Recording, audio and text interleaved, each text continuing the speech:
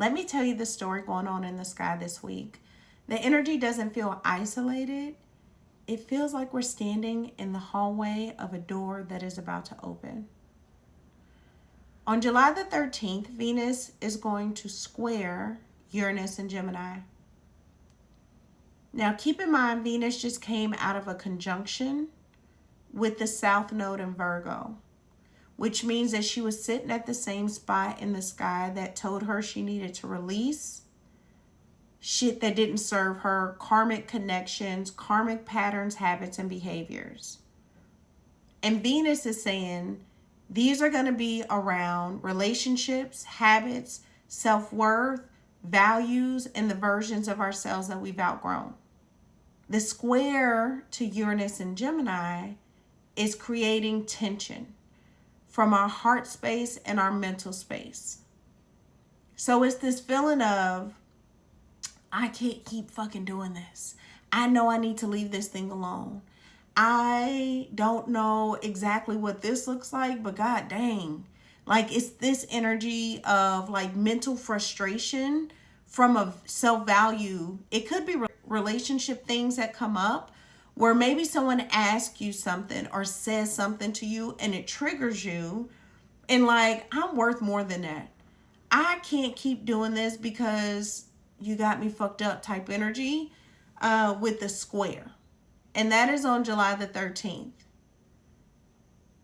But Venus in Virgo, it's not about, people hear Venus and it's always love, love, love.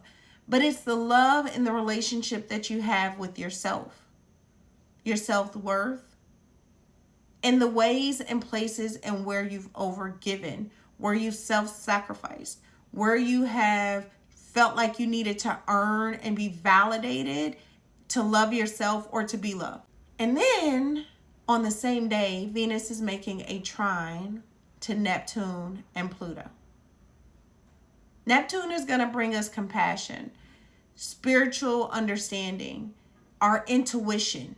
And Pluto is going to bring transformation. And a trine is like the universe pointing you to a door that is already unlocked. Like, exit to the left, the exit sign is over there. If you just look over there, exit to the fucking left.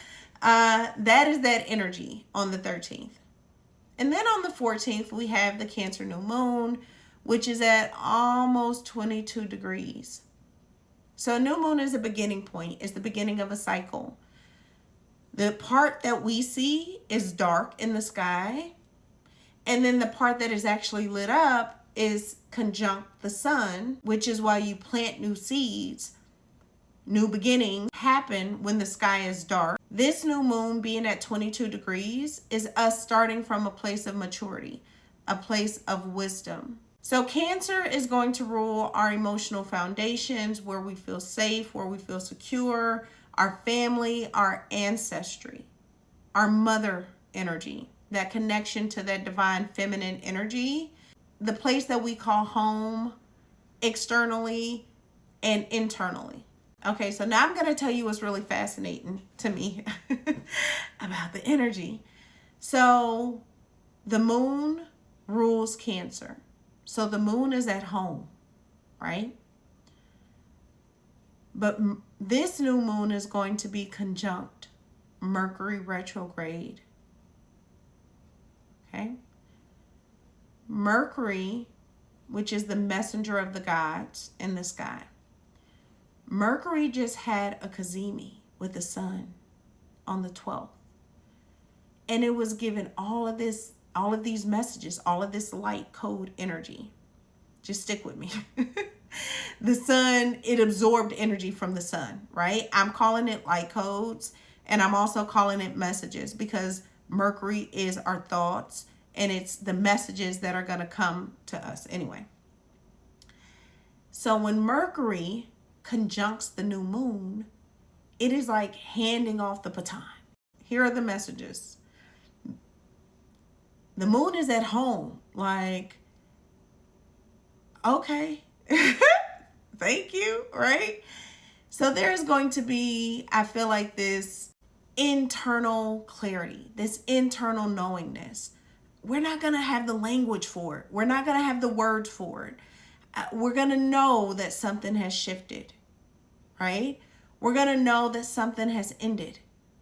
We know that it's the beginning of something new, because then the moon is going to leave Cancer, and she starts having a conversation with all of the outer planets. She's going to conjunct Jupiter, sextile Uranus, trine Neptune, and oppose Pluto. Why is this even important? Why does this matter, right? It matters because she's carrying these messages through the rest of the chart. And the chart are the different areas of our life. So I feel like the next 2 weeks are going to be fucking profound. Really, right?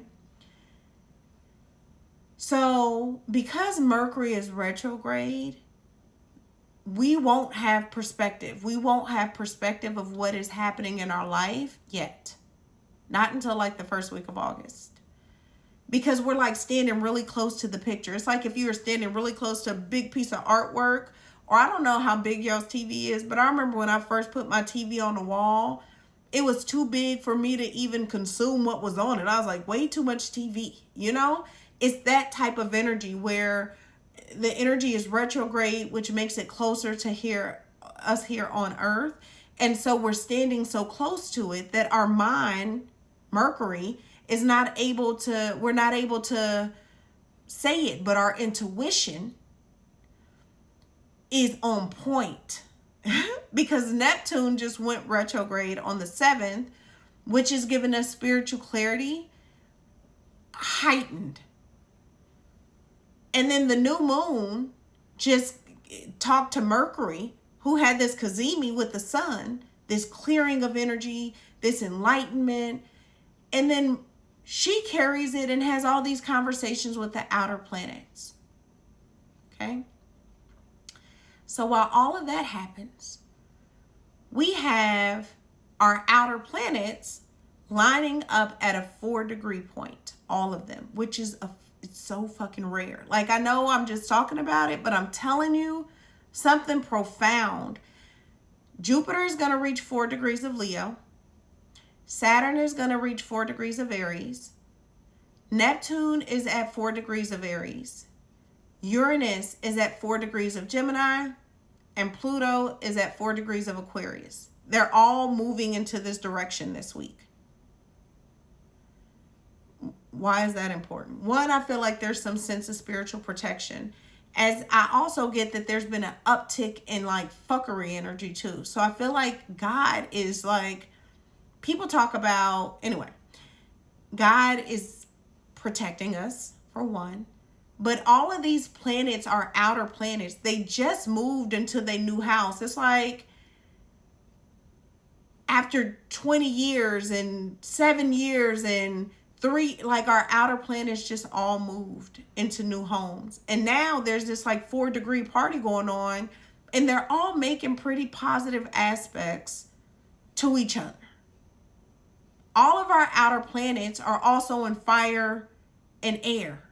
So things are going to be like electrifying. I'm going to talk more about the 4-degree lineup because it's so rare.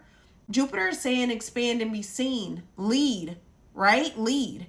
Saturn is saying be responsible in that leading. Have some discipline. Be accountable. Be responsible.